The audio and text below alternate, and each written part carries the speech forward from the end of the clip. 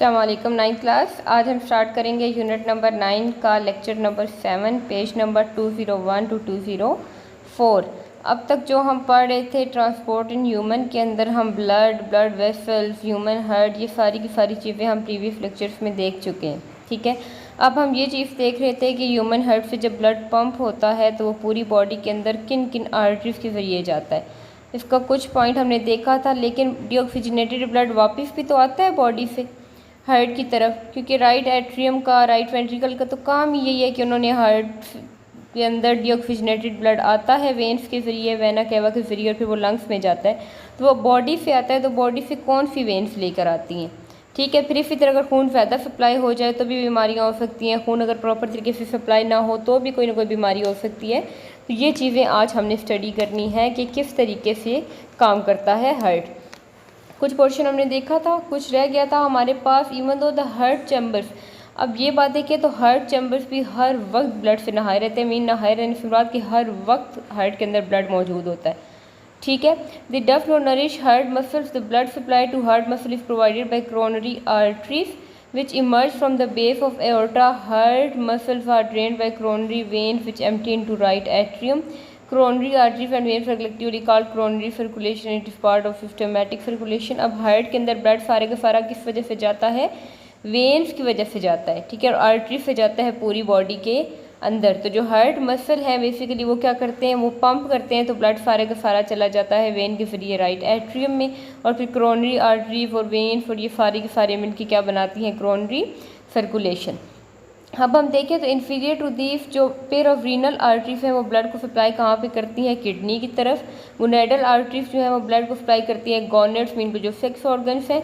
Just below the gonadal arteries inferior mesenteric artery मौजूद होती है जो ब्लड को सप्लाई करती है लार्ज इंटेस्टाइन और रेक्टम में, मीन के एक्सक्रीटरी सिस्टम का एंड प्रोडक्ट वो सारे के सारा ऑर्गन जिसमें से हमारी बॉडी से एक्सक्रीशन होती है, वेस्ट प्रोडक्ट हमारी बॉडी से बाहर निकल जाता है, उसको ब्लड सप्लाई करना किसका काम है, इन्फीरियर मेसेंट्रिक आर्टरी का। और जो एओर्टा है वो डिवाइड करता है दो कॉमन इलियक आर्टरीज में जो डिवाइड होती हैं, इंटरनल इलियक आर्टरी और एक्सटर्नल इलियक आर्टरी। ठीक है, हर जो आर्टरी है वो क्या बनाती है, फिमोरल आर्टरी बन जाती है अपर थाई में, मीन जो हमारे घुटने से ऊपर का हिस्सा है। ठीक है, वो ब्रांचेस कहाँ पे की जाती हैं, थाई, नी, शेंक, एंकल, मीन की जो हमारा सारे का सारा लोअर लिम्ब है, सारी की सारी हमारी टांगें हैं, हमारे घुटना है, ठीक है, हमारे टखने हैं, हमारे पाँव हैं, इनके अंदर भी जो ब्लड की सप्लाई होती है वो किस वजह से होती है, फिमोरल आर्टरी की वजह से।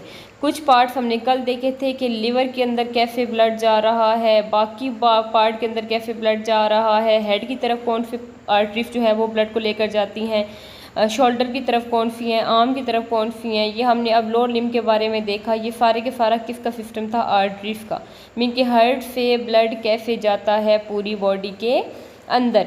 अब अगर हम देखें तो हमारे पास है वीनस सिस्टम। वीनस सिस्टम से मुराद कि अब ब्लड डीऑक्सीजनेटेड ब्लड पूरी बॉडी से किन वेन्स के ज़रिए आता है, वापस राइट एट्रियम में। तो वेन्स जो हैं वो कहाँ से निकलती हैं, वेन फ्रॉम लंग्स से जो वेन्स निकलती हैं वो कहते हैं पल्मोनरी वेन, जो ऑक्सीजनेटेड ब्लड को लेकर जाता है लेफ्ट एट्रियम तक।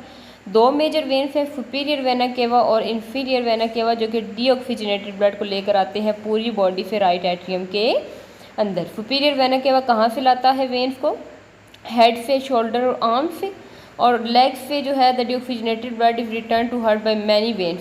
सुपीरियर ऊपर वाले हिस्से से खून डीऑक्सीजनेटेड ब्लड को लेकर आता है और इन्फीरियर नीचे वाले हिस्से से लेकर आता है। ठीक है, veins carrying blood from calf, foot, knee join together to form femoral vein. It empties into external iliac vein. It joins with the internal iliac and both empty into common iliac vein. अब यहाँ पे जो iliac arteries और veins के बारे में आपको बताया गया है, जो पीछे आर्टरीज थी वही यहाँ पे वेन्स बन गई हैं हमारे पास। ठीक है, वहाँ पे इलियक आर्टरी आपने देखी थी, इलियक वेन यहाँ पे आगे, वहाँ पे अपने फिमोरल आर्टरी देखी है जो सारे का सारा ब्लड लेकर जाती है हमारे फुट में, नी में। ठीक है, इसी तरह जब फुट और नी से ब्लड वापस जाता है हमारी हार्ट की तरफ डीऑक्सीजनेटेड ब्लड, तो जो वेन वापस लेकर जा रही होती है वो क्या कहलाती है, फिमोरल वेन कहलाती है। तो ये बातें आपको अच्छी तरीके से पता होनी चाहिए कि पल्मोनरी वेन किस तरीके से काम करती है। पल्मोनरी वेन की दो ब्रांचेस आ जाती हैं, सुपीरियर वेना केवा और इन्फीरियर वेना केवा, जैसे वहाँ पे एओर्टा था। ठीक है, इसी तरह सुपीरियर वेना केवा और इन्फीरियर वेना केवा, सुपीरियर ऊपर वाले हिस्से से खून लेकर जाता है हार्ट की तरफ, डीऑक्सीजनेटेड ब्लड, ये बात आपने हमेशा याद रखनी है कि डीऑक्सीजनेटेड ब्लड जाता है वेन्स के ज़रिए हार्ट की तरफ और हार्ट उसको लंग्स में भेज के ऑक्सीजनेटेड में कन्वर्ट करता है। फिर वही ऑक्सीजनेटेड ब्लड वापस पल्मोनरी वेन के ज़रिए जाता है लेफ़्ट एट्रियम में और वहाँ से लेफ़्ट वेंट्रिकल से जाता है पूरी बॉडी के अंदर वाया एओर्टा। ठीक है, अब देखें तो right and left common iliac veins join to form inferior vena cava, many short veins empty into inferior vena cava among these hepatic vein, mean के हेपेटिक। आप देख लें रीनल हमारी किडनी से, हेपेटिक हमारे लिवर से, गोनेडल हमारे gonad से। ठीक है, all veins coming from stomach, spleen, pancreas and intestine drain into hepatic portal vein which carries blood to liver. From liver a hepatic vein carry blood and empties into inferior vena cava. Two renal pelvis veins carry blood from kidneys क्योंकि 2 kidney है, while 2 gonadal veins carry blood from gonads to inferior vena cava. और इनके अंदर क्या होता है, इन thoracic cavity inferior vena cava also receive vein from thoracic walls and ribs. हमारी जो पसलियों वाला सारा हिस्सा है इसमें स्टमक भी आ जाता है, वर्टिब्रल कॉलम भी आ जाता है, इसके अंदर से भी ब्लड सारे का सारा किसके अंदर जाता है, इंफीरियर वेना केवा के अंदर। सुपीरियर सिर्फ हेड, शोल्डर और आर्म से ब्लड लेकर जाता है, बाकी पूरी बॉडी में फिर जितना भी ब्लड आता है चाहे वो किडनी से हो, लीवर से हो, फुट से हो, फीमोरल वेन के ज़रिए जो ब्लड आ रहा है, इलियक जो वेन्स है उनके ज़रिए जो ब्लड आ रहा है, ये सारे का सारा ब्लड इंफीरियर वेना केवा के अंदर ड्रेन हो जाता है और फिर वहाँ से जाता है हमारे राइट एट्रियम के अंदर। अब ये एक डायग्राम आपको दिखाएगी, ये जो अपनी बुक से आप देख लीजिएगा तो आपको ज़्यादा क्लियर हो जाएगी।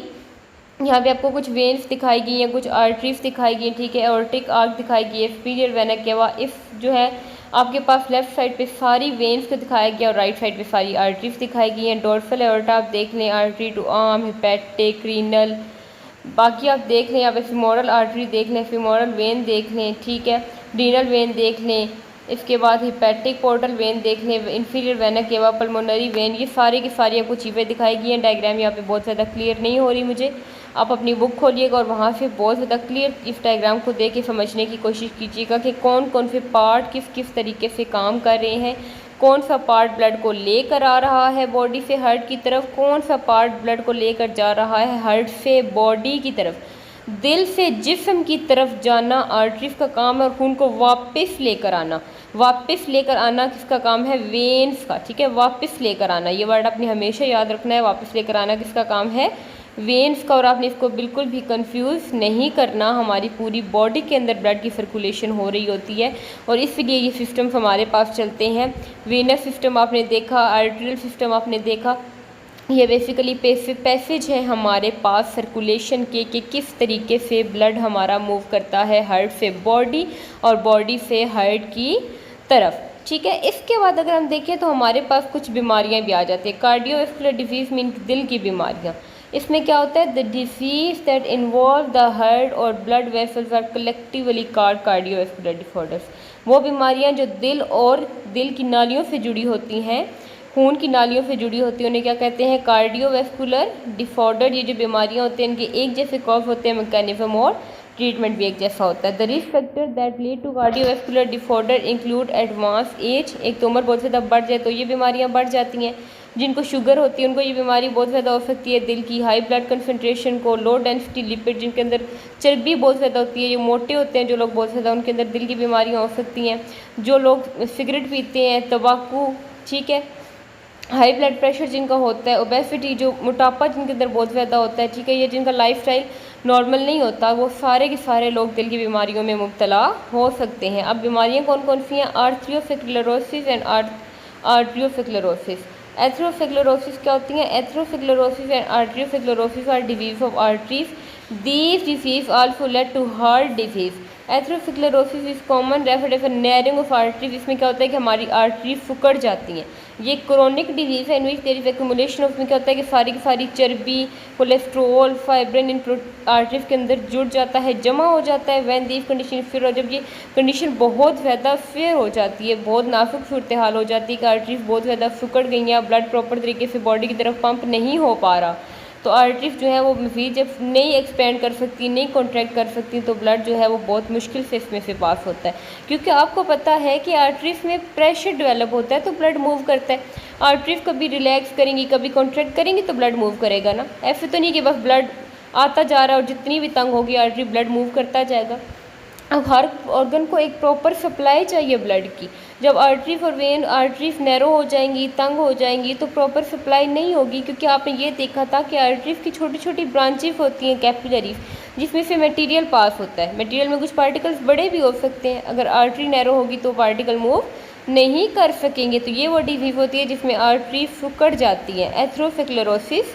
इसके बाद देखें तो एक्यूमुलेशन ऑफ कोलेस्ट्रॉल, जब चर्बी बहुत ज़्यादा जमा हो जाती है तो इससे आर्थरोस्क्लेरोसिस हो सकता है।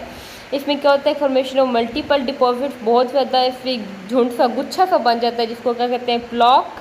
और प्लॉक क्या करता है, ये खून के गुच्छे बना देता है, जिसे थ्रोम्बस कहा जाता है। अगर थ्रोम्बस जो है वो डिसलॉग एंड बिकम फ्री फ्लोटिंग, अगर थ्रोम्बस जो है वो इजीली मूव करना शुरू कर जाए, उन नैरो वेन आर्टरीज में से गुजर जाए, तो फिर उसे हम क्या कहते हैं, एम्बोलस कहते हैं। ठीक है। It has been estimated that cardiovascular disorder are the major cause of sudden non accidental death. दूसरा आ जाता है मायोकार्डियल इन्फेक्शन, दौरा पड़ जाना, दिल का दौरा। ये तो आप सुनते होंगे कि फ़लाँ की डेथ हो गई, दिल का दौरा पड़ गया, उसको हार्ट अटैक आ गया। तो ये जो टर्म है मायोकार्डियल इन्फेक्शन, ये डिराइव होती है मायोकार्डियम से। और ये जो इन्फेक्शन है ये कॉमनली नोन है हार्ट अटैक। इसको क्या कहते हैं, हार्ट अटैक कहते हैं। ये कब होती है, जब ब्लड की सप्लाई प्रॉपर तरीके से हार्ट को नहीं पहुंचती, इंटरप्ट हो जाती है, तो फिर क्या होता है कि हार्ट के मसल्स की डेथ हो जाती है। अगर क्लॉटिंग हो जाए, कहीं खून का गुच्छा बन जाए, खून सारे के सारे सेल जुड़ जाएँ, तो उस केस में भी क्या होता है कि ब्लड प्रॉपर तरीके से हार्ट में से पास नहीं होता, तो जो हार्ट के मसल्स हैं उनको प्रॉपर नरिशमेंट नहीं मिलती। और जब उनको प्रॉपर नरिशमेंट नहीं मिलती तो वो अपना काम प्रॉपर तरीके से नहीं कर सकते। तो ये चीज़ हमारे पास क्या कहलाती है, मायोकार्डियल इन्फेक्शन कहलाती है।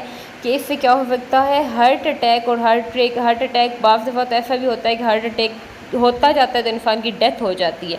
कि इतना फेयर हार्ट अटैक होता है क्योंकि ब्लड की सप्लाई हर वक्त ज़रूरी है हार्ट के लिए। ये चीज़ आप पीछे भी देख चुके हैं कि हार्ट में हर वक्त ब्लड जो है वो मूव कर रहा होता है एट्रियम से वेंट्रिकल और आर्टरी से वेन्स की तरफ। ठीक है। अब अगर हम देखें तो इसका कॉज क्या हो सकता है, coronary artery which is a medical emergency and leading cause of death for both man and women. फिर चेस्ट पेन में जो हमारा सीना है इसमें बहुत सख्त किस्म का दर्द होता है। ठीक है। May be in the form of sensation tightness, बहुत ऐसे जकड़ लेता है हमारा पूरा जिसमें जकड़ा जाता है, प्रेशर बहुत ज़्यादा डेवलप हो जाता है, फिकीफे हो जाती है, फिकीफिंग। ठीक है। पेन रेडिएट, दर्द बहुत ज़्यादा बढ़ता बढ़ता हमारे जो बायां बाजू है उसमें बहुत ज़्यादा दर्द शुरू हो जाता है। हमारे जो जबड़े हैं, ठीक है, हमारी गर्दन, हमारा दायां बाजू, हमारी कमर, ये सारे के सारे जकड़ जाते हैं, अकड़ जाती है ये सारी चीज़ें। ठीक है। हम अपने कॉन्शियस कंट्रोल में, हमें कुछ पता नहीं चल रहा होता कि क्या हो रहा है हमारे साथ, और अचानक से डेथ हो जाती है। ये सारा केस आ जाता है हार्ट अटैक का। Approximately 1/4 of the all myocardial infection are silent without chest pain और other symptom of silent heart attack is more common in the elderly in patient with diabetes mellitus. जिनको sugar होता है या जो heart transplant करवाते हैं उनको ये माइल्ड हार्ट अटैक हो सकता है जिसके सिम्टम्स इजीली शो नहीं होते। ना बाजू में दर्द होता है, ना कमर में, ना ही गर्दन अकड़ती है, ना ही जबड़े में दर्द होता है, ऐसा कोई भी नहीं होता सिम्टम हमारे पास अगर साइलेंट हो ये हार्ट अटैक तो। ठीक है। लेकिन वैसे ये बहुत ज़्यादा फेयर होता है और इसमें बेसिकली हार्ट को सप्लाई नहीं मिल रही होती ब्लड की जो उसको सप्लाई चाहिए होती है। ठीक है। तो ये हमारे पास क्या है, मायोकार्डियल इन्फेक्शन मीन के हार्ट अटैक, जो कि आप अक्सर सुनते हैं। मेजॉरिटी आपके आसपास भी, आपके इर्द गिर्द बहुत से ऐसे लोग आपने देखे होंगे या ऐसे एक आध इंसान को आप जानते होंगे जिसको हार्ट अटैक आया हो। ठीक है। तो ऐसी ये डिसीज़ है हमारे पास बेसिकली ब्लड से रिलेटेड। जब ब्लड की सप्लाई प्रॉपर तरीके से हार्ट को नहीं पहुंचती तो हार्ट के अंदर जो मसल्स हैं उनको नरिशमेंट नहीं मिलती तो वो अपने फंक्शन को परफॉर्म करना छोड़ देते हैं। और जब अपने फंक्शन को वो परफॉर्म करना छोड़ते हैं तो हार्ट को ज़रूरत पड़ती है ब्लड की, तो उसमें क्या होता है कि हमें पेन स्टार्ट हो जाता है। मीन ये इस चीज़ की इंडिकेशन है कि वाकई ही अब हार्ट जो है इसमें कोई ना कोई प्रॉब्लम क्रिएट हो रही है। जो लोग बहुत ज़्यादा मोटे होते हैं उनको हार्ट अटैक की बहुत ज़्यादा ये रिस्क होता है कि उनको हार्ट अटैक होगा ही होगा। ठीक है। क्योंकि बहुत ज़्यादा जब कोलेस्ट्रॉल, चर्बी इकट्ठी हो जाती है उनकी आर्टरीज में, वेन्स में, तो उससे भी ब्लड की सप्लाई रुक सकती है। अब देखें तो immediate treatment for suspected acute myocardial infection include oxygen supply. ठीक है। Aspirin and sublingual tablet of glyceride trinitrate. Most cases of myocardial infection are treated with angioplasty, या तो हम जो नैरो हो चुकी हैं आर्टरीज ब्लड वेसल्स उनको खोल दिया जाए, या बाईपास सर्जरी करवाई जाती है।